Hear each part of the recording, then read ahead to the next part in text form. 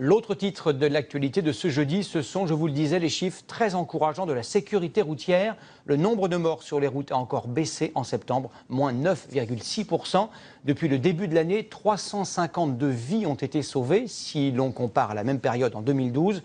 Une amélioration est encore possible concernant l'usage des stupéfiants, à l'origine de 13% des accidents graves.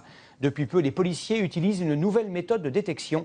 Enquête de Patrick Ninine et Nicolas Belmont.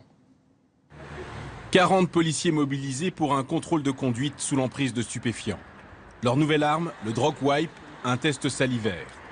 En quelques minutes et sans manipulation, il indique si le conducteur a consommé ou non de la drogue. Normalement, monsieur est négatif et il a absorbé aucune plante ou substance classée comme stupéfiant.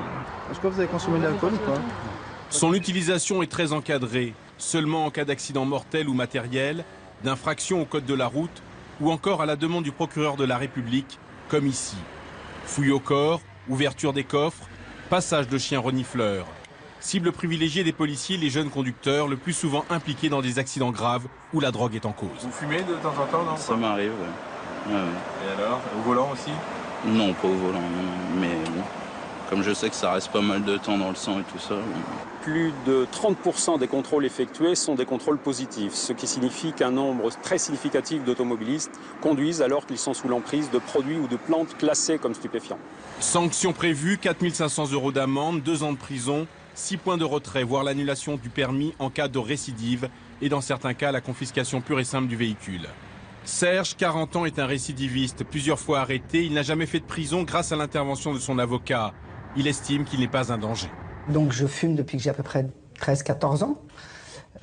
C'est quelque chose qui fait partie de ma vie. Ça reste du petit trajet, on ne va pas sur autoroute, on ne roule pas pendant 1 heure, c'est 10-15 minutes de prise de voiture. Je pense qu'on est complètement concentré. Le test est efficace jusqu'à 6 jours après avoir consommé la drogue. Une analyse sanguine permettra ensuite d'en mesurer le taux exact. La sanction dépendra du résultat. Mais quoi qu'il en soit, l'automobiliste est en infraction. La consommation de drogue est interdite en France. Contrairement à l'alcoolémie, il n'y a pas de seuil illégal. Aucun magistrat ne va déterminer la sanction en fonction du taux de nanogrammes qui sera décelé. Et il suffit que la personne soit positive, quelle que soit l'importance du taux, pour qu'il y ait sanction. Contrairement à l'ancien test, compliqué à manipuler, peu fiable, le Drug Wipe est difficilement contestable.